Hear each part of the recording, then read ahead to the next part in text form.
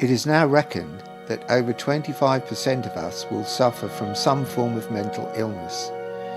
We all experience times of worry and stress, perhaps brought on by concerns about money, health, or relationships with friends, partners, and family. For most of us, when the issue is resolved, the worry and stress usually disappears. But for others, it's not as simple as that. In fact, in many cases, the reasons behind the question, "Why is this happening to me?" can't be answered. Just like any other medical condition, mental illness needs to be recognised as soon as possible before further harm is done. And that's what this programme is all about.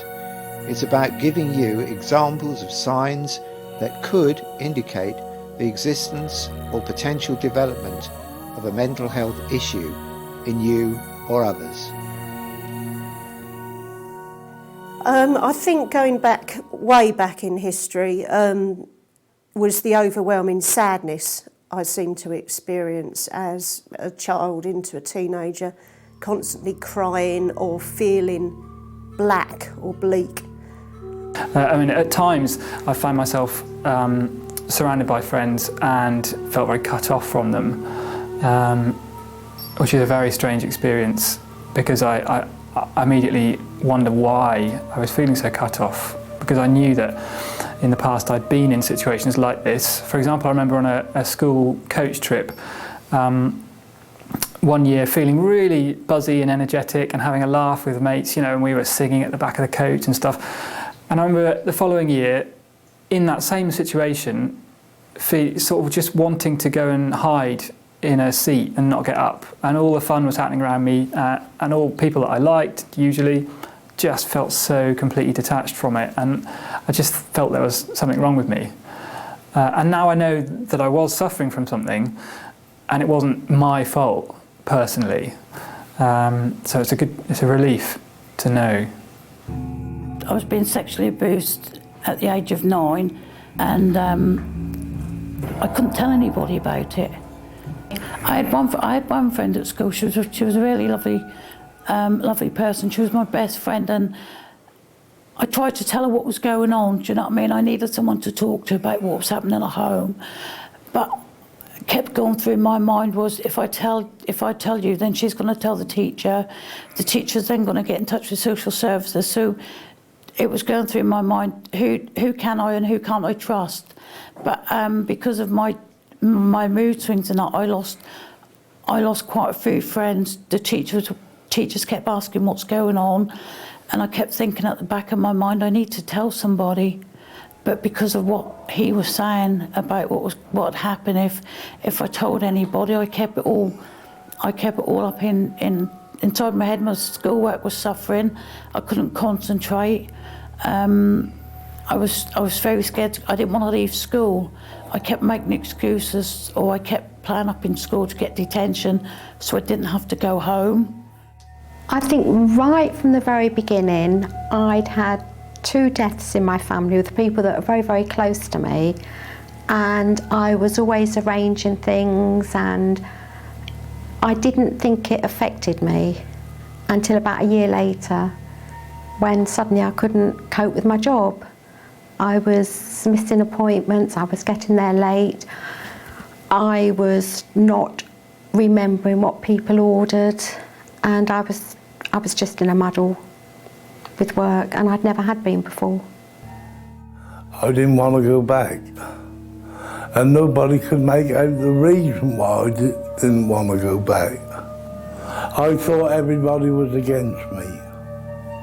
Only my brother could talk to me, discuss what was going on in my head.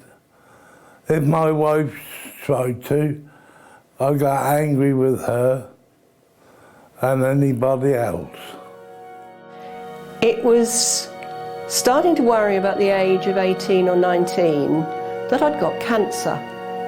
And this was a deeply held belief. It was very distressing. I thought I was going to die. I was feeling pains in all different parts of my body, quite genuinely feeling them.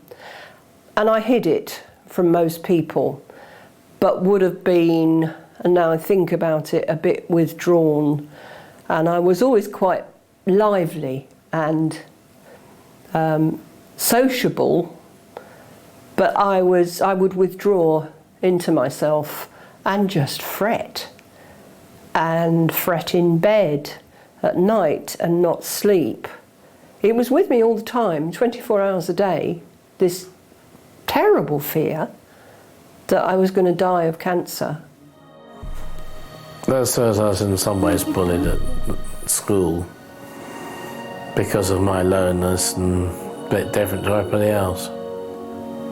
They called me spastic, that sort of thing. Overspending was a main thing. It was so subtle that it took other people to say to me, are you in control? I thought if I eat and eat to get bigger and make myself unattractive, then the abuse would stop, but it didn't. And then it got to the stage where I decided the only other way out was to self-harm and end up in hospital. That way, hopefully, I'd then have the guts to sell somebody. Then all the anger would come out instead of taking it out on people closest to me. So perhaps other people did notice, like my husband said he couldn't communicate with me, he didn't talk with me. And my daughter said the same thing. She said I changed, I didn't know how, but she said I didn't talk to her like I was talking to her before, and I just sort of just go out and ignore everybody. Deep down, I suppose, I didn't want to talk about things. I didn't want to confront things because I didn't know what it would bring up. I suppose I was scared. Sleep was very, very hard to come by. And when I did get to sleep, I would wake up after about an hour or 2 hours completely pumped up. And I would wake up, I'd be wide awake when I woke up, thinking that I'd probably had 10 or 12 hours sleep and it was lunchtime and I'd better get up. Do some exercise. I'd be queuing up for the swimming pool when it opened at 6 o'clock in the morning, and then get to work ages too early and feel like I was absolutely ready to start the day at 7:30, and everybody else was be getting in bleary-eyed at about 7:45, you know, and right, come on, I was going to do this and I was going to do that, and just full of ideas. And it's very difficult to narrow your mind onto a specific task when things are going off like firecrackers in it like that. Sleep can be, for me, when I'm depressed, low, can't face the world, I want more of it. I don't want to wake up. That I remember many a time waking up and thinking, oh, I don't want to be awake, I don't want to face the world, and I just want to cover myself with this comfort blanket that, like a child, I didn't have to face the rest of the day. Because I didn't talk to people, I felt alone, and I felt that, why did I feel like this? Nobody else feels like this, it was just me. So the best thing to do was not be here. You didn't care. You were so gone into yourself. You didn't care whether you washed or combed your hair or how you dressed, or other people didn't matter. It was all to do with you. It was the beginning of all-night parties. I don't know how my mum coped with it, but she did. And I was always the one who by 1, 2 o'clock in the morning had got her head down the toilet, which is not a good place to be. And yet I never meant to end up with my head down the toilet. It's just when I'd had a drink, I didn't know to stop until I was ill.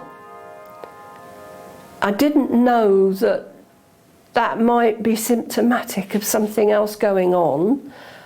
And I don't think any of my friends did either, because we were all a bit potty, and I was really lucky that drugs weren't around then, because I'd have been doing them all, and that would have been, well, probably lethal, because I didn't know when to stop with alcohol, so I can't imagine. Yeah, I have been arrested for unusual behaviour, but not actually charged with criminal damage. This was when I was seriously manic and hadn't been sleeping for weeks, and started to inhabit a sort of psychotic world, like a dream world, where it'll be like flipping into an alternate reality. So I remember getting in someone's car simply because he was wearing a green uniform with a white stripe round, and I remember thinking that that symbolised the fact that he was a good guy that was going to take me somewhere good, because green is a go and white is a pure colour. And he worked on a building site, and there were people with different coloured helmets there, and I sort of read a lot into the fact that some of them had red helmets, which meant I shouldn't follow them. Some of them had white helmets and some of them blue helmets. And I remember following them around and then coming across things like red and blue wires sticking out, and being fascinated by the different colours and wanting to pull them, and I did pull some of them out, and to see where they led, because it was like the colours were sort of, they were going to lead me to maybe some new level in the game, that I was going to discover something. And actually that was criminal damage, because it was a building site. I excelled at school in terms of in the classroom. I was absolutely fine. I had an enormous fear of exams, and what was expected of me was not what I achieved at that point in time. It is that fear of doing something wrong is what I particularly recall. And it's okay to get something wrong, but that's taken me a long time to learn that. Well, I was in the classroom, everybody was doing things faster, and I was taking a longer to do the things. I just like things to be done properly, that's all. But it was at work when I found things, they were doing it faster than me, and they said I wasn't good enough.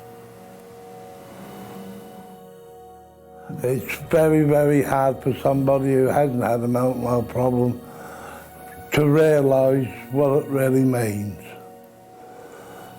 Panic attacks and all things like that.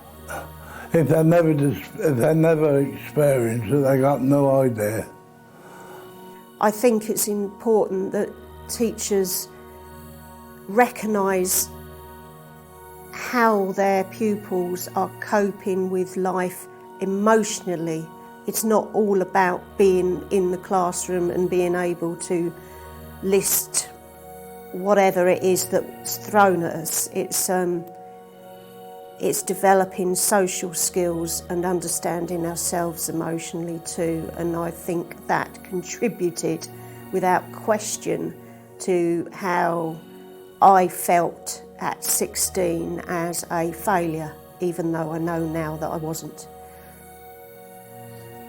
People need to talk about it, not hide how they feel, and employers need to be more, and people in society need to be more accepting, more open, because it could happen to them at any time. Nobody is immune to mental health problems. It could happen to anybody at any time. And it doesn't matter if you've got a lifestyle that people think they could envy. You know, you don't have to be on the brink of society with no money, no help. You can be the most intelligent person, you could be the most successful person. It can still happen to you. In such a short time, we can't cover every aspect of early signs of mental illness, and in many ways the problem is that it's often a hidden illness. You or the people around you may hide or disguise real feelings. Perhaps it's embarrassing to talk about, or not wanting to give the impression of weakness or failure. It could even be fear of what could happen. So what should you do? Well, here are a few ideas of what to look out for in yourself and in others, and the action that could be considered. Patience. It's difficult to talk about issues that could be perceived as signs of weakness or failure, except it may take time. Talk and listen, but don't assume you know what the issues may be. The concerns or worries may seem irrational, but have to be treated seriously if they are causing problems. Accept that mental illness may result in poorer academic or employment skills. Tasks take longer to complete, or more explanations may have to be given about what's needed. Don't be prejudiced or worried by stereotypes of mental illness often conveyed in the media by films and news stories. And don't ignore changes in behaviour. Too many people put on a brave face and hide behind the curtains.